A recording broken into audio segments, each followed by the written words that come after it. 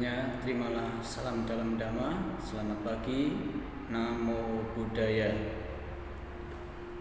Baiklah anak-anak Bapak semuanya, untuk kelas 4 Bapak ingin melanjutkan materi belajar kita pada pagi hari ini, yaitu tentang karma menurut waktunya dan karma menurut kekuatannya. Oke, anak-anak Bapak semua dapat disimak di halaman 22 nanti sampai halaman 24. Karma menurut waktunya dibagi menjadi 4 ya. Yang A di halaman 22, karma yang masak dalam satu kehidupan. Contohnya, dengan belajar yang rajin kita akhirnya naik kelas. Jadi karma perbuatan yang kita lakukan ini berbuah ya, atau masak di dalam kehidupan kita saat ini ya. Contohnya tadi dengan belajar. Dengan belajar kan kita berarti saat ini. Kemudian akibatnya apa? Maka kita akan naik kelas. Kemudian yang B, karma masak dalam kehidupan yang akan datang. Jadi perbuatan yang kita lakukan ini dapat berbuah pada kehidupan yang akan datang.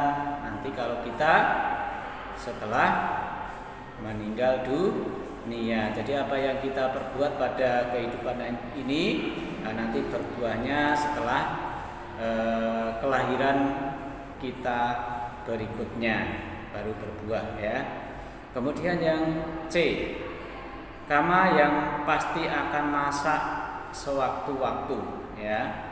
Karma yang pasti akan masak sewaktu-waktu. Jadi bisa saat ini ya, bisa juga akan datang. Kemudian yang D, karma yang tidak menimbulkan akibat sama sekali ya. Karena dipengaruhi oleh beberapa faktor ya. Karena apa? Mungkin perbuatan yang kita lakukan atau karmanya itu sudah kadaluarsa ya, kadaluarsa kalau dalam makanannya ya, sehingga tidak akan memberikan atau menimbulkan akibat bagi diri kita. Nah, itu adalah karma menurut waktunya. Waktu ya, bisa sekarang, bisa yang akan datang, atau pada kehidupan kita yang akan datang. Kemudian ini karma menurut fungsinya di halaman 23. Karma menurut fungsinya ini dibagi menjadi 4 juga. Yang pertama atau A, janaka karma. Karma yang menyebabkan timbulnya syarat untuk kelahiran makhluk-makhluk ya. Jadi karma ini menyebabkan timbulnya suatu makhluk ini dilahirkan. Kemudian yang B, upatambaka karma. Karma yang mendorong terpeliharanya suatu akibat dari sebab yang timbul. Kemudian yang C, upapilaka karma. Karma yang menekan karma berlawanan dan tidak membuahkan hasil. Kemudian yang D, upagataka karma. Karma yang menghancurkan akibat yang timbul dan menyuburkan karma atau karma baru.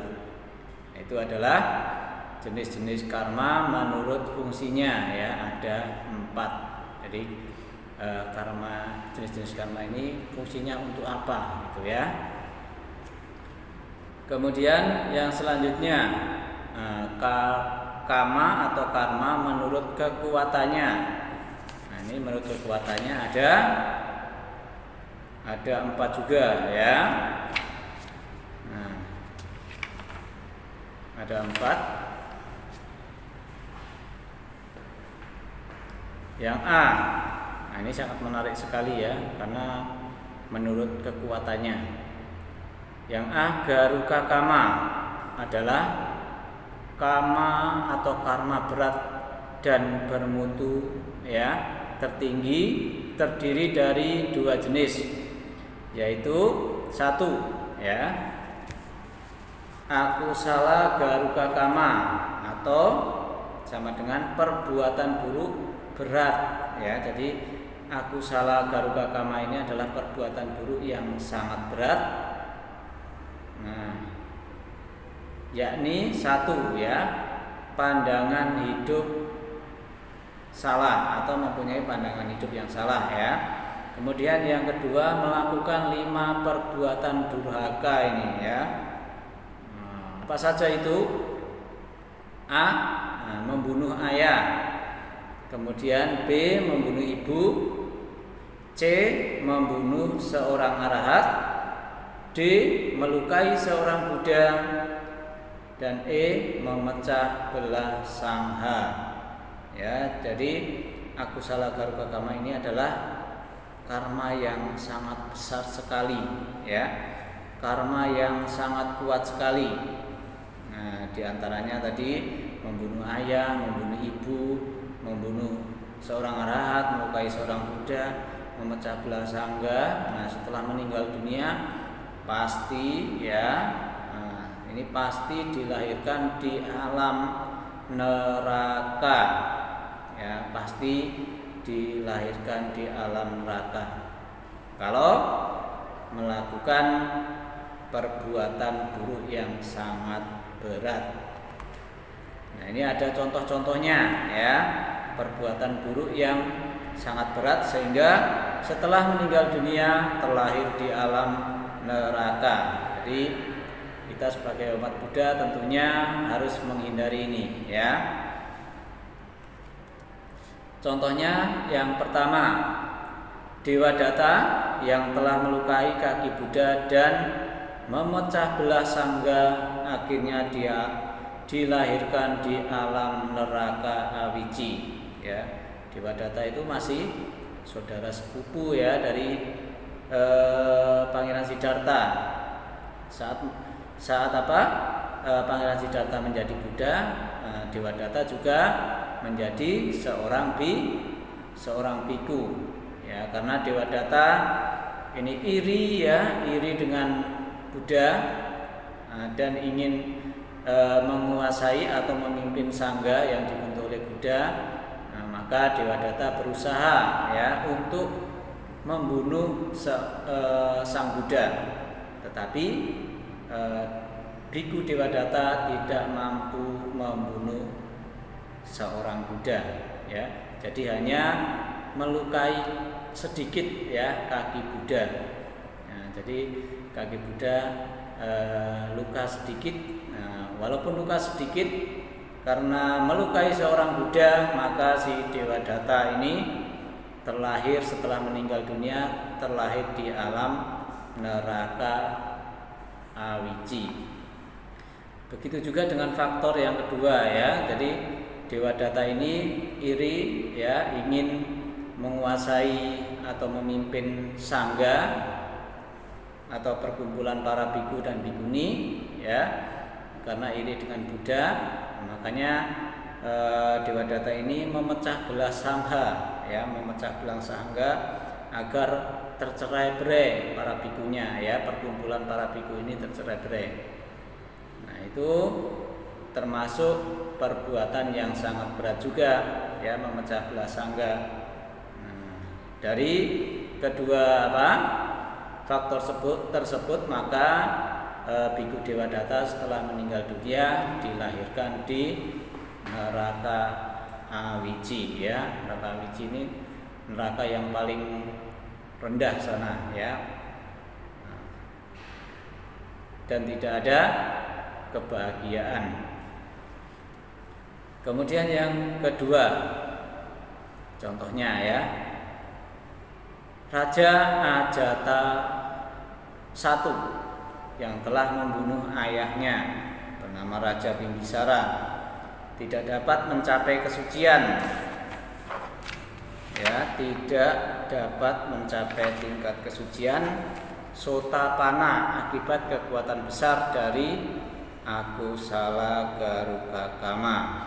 Jadi pangeran Raja Ajata I ini, ya, anak seorang raja bernama Raja Bimbisara ini terkena hasutan, ya, terkena hasutan dari Biku Dewadatta, ya, terkena hasutan. Kemudian Raja Ajata I ini disuruh, ya, oleh Biku Dewadatta untuk membunuh ayahnya. Jadi setelah membunuh ayahnya dan belajar apa? Sama Buddha, tetapi Raja Ajata I ini tidak dapat mencapai tingkat kesucian yang pertama, Sotapana, ya, tidak dapat mencapai karena faktor tadi, ya, karena membunuh orang tua, ya, membunuh ayahnya. Nah itu, ya, contohnya perbuatan yang sangat berat, ya. Kemudian yang kedua, Kusala Garukakama. Tadi adalah Akusala Garukakama, itu perbuatan buruk. Kalau yang kedua, Kusala Garukakama, ini adalah perbuatan baik yang berat.